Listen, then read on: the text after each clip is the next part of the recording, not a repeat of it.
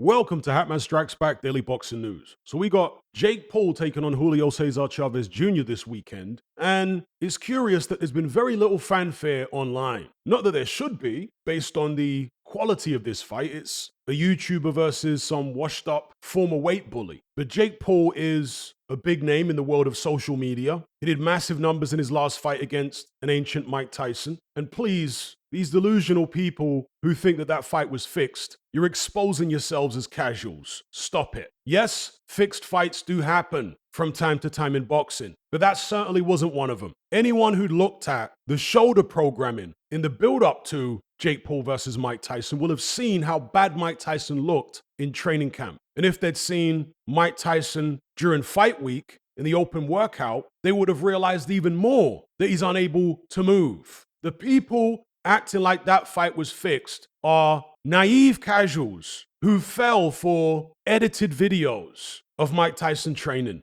Videos which were obviously designed to make him look far better than he actually is at this age. It's incredible how easily fooled people are. But again, if you saw unedited footage, for example, at the open workout on fight week, you would have realized that he looked absolutely terrible. His balance was terrible. Coordination was terrible. He's a 60-year-old man. The notion that he could have taken out Jake Paul whenever he wanted to is just utterly ridiculous. The fight was 2-minute rounds with 14-ounce gloves for a reason. Not to protect Jake Paul, but to protect Mike Tyson. There comes a time in every fighter's life where you deteriorate physically to such an extent that even a YouTuber can beat you. And Mike Tyson has reached that point. It is what it is. The moments in the fight where he was hesitating, where he looked like he was going to throw, but then he pulled back, is because he knew the punch wasn't going to land. He knew he wasn't fast enough to deliver the shot, and he didn't want to leave himself open to get countered. But naive casuals have fallen for these ridiculous videos on social media that claim that those moments where Tyson hesitated is because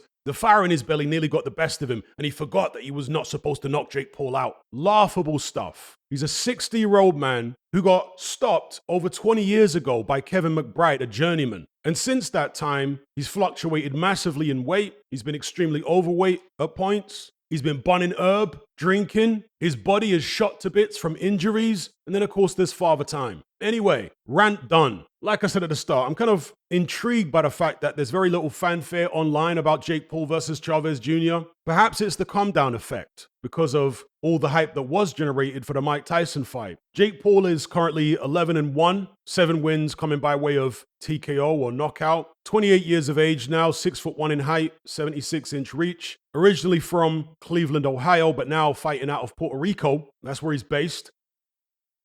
Taking on a Julio Cesar Chavez Jr., who's also 6'1", Mexican, of course, 39 years of age, 73-inch reach. He embarrassingly lost the decision to ancient UFC veteran Anderson Silva back in 2021 in a boxing match. He was actually 10 pounds heavier than Silva in that fight as well. Still couldn't get it done. Since then, he's had 2 wins over miscellaneous opposition. One of them was in Mexico against a guy called David Zaraga, who was a journeyman but quite experienced. And the most recent one was against a guy called Uriah Hall, who was having just his second professional bout. And Chavez Jr. won both these fights on points. Chavez Jr. was middleweight champion once upon a time, and he was one of the most prolific weight bullies I've seen in boxing in my life. This guy literally looked like a cruiserweight when he was fighting at middleweight. I'm not exaggerating. Go back and watch his fights. Many of them are on YouTube. The size difference was ridiculous. And I'm not just talking in terms of height, because some of the people he fought at middleweight were a similar height to himself. I'm talking about body mass. He looked like the Incredible Hulk in there. Even his head was much bigger than his opponent's craniums were.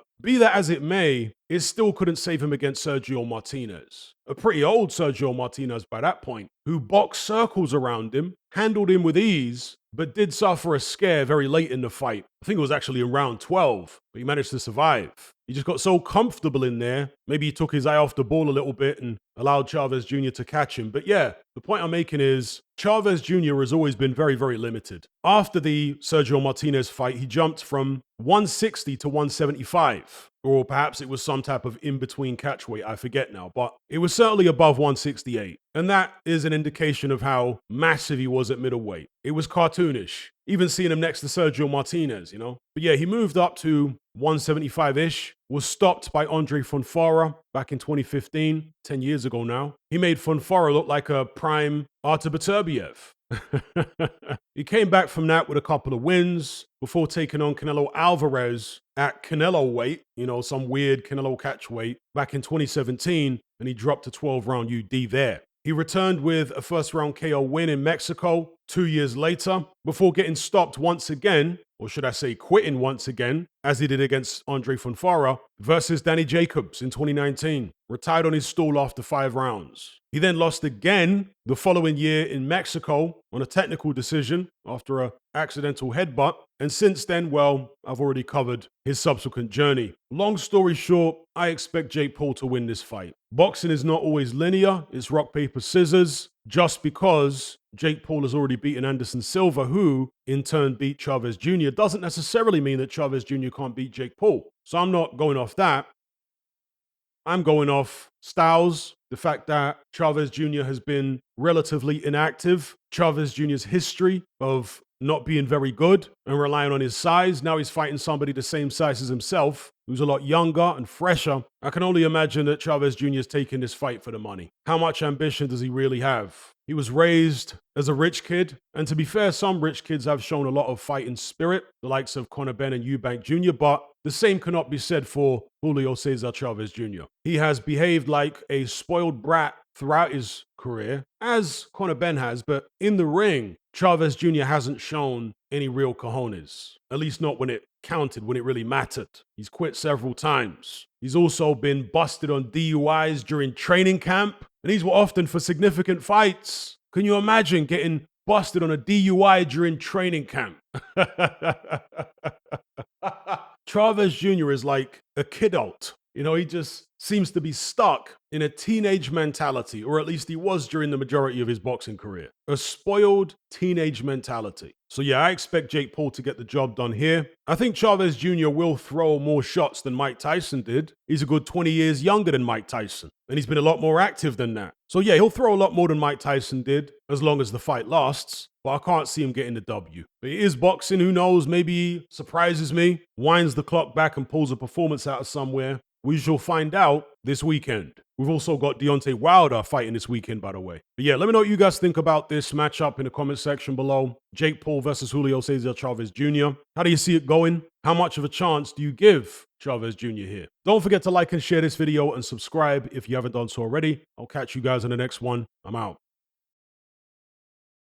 Are you surrounded by mindless bots in human form who adhere to the norm and blindly conform? Who swallow all the mainstream BS and actually ridicule you for questioning things? Do you wish you had more free-thinking individuals in your life to network and converse with? Well, look no further. We're right here. Come and join the Brotherhood of Reason on Patreon. You'll gain access to my weekly topical content where we take deep dives on an endless variety of subjects, as well as my vast back catalogue of podcasts, videos, interviews, movie decodings, and my Confessions of a Nightclub Bouncer series. You'll also get to talk and network with myself and hundreds of other people in our members chat. You can enjoy all this via the Patreon app or on desktop and download all my podcasts in high quality MP3. There's no contract, no commitment. You can cancel at any time, just like Netflix, but it's a hell of a lot cheaper. Just download the app from the Play Store or the App Store, or simply visit patreon.com on a web browser. Then head on over to my page and select the tier called the Brotherhood of Reason. All the links are in the description box below.